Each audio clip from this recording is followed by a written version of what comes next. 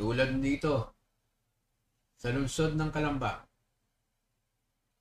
Ayan, makikita natin, magandang proyekto ang bypass. May ibsa ng trapiko, mas marami makakadaan.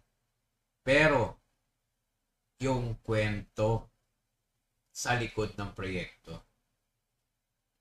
na tila parang habang buhay ng dadalhin.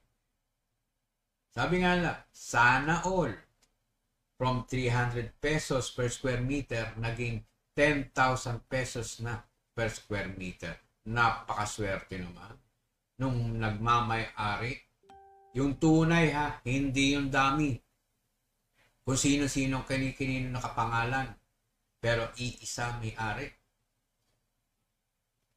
Yan. Sabi ko nga, iiwan ko na sa inyo ang kasagutan. Kayo na ang sumagot at alam nyo na yan.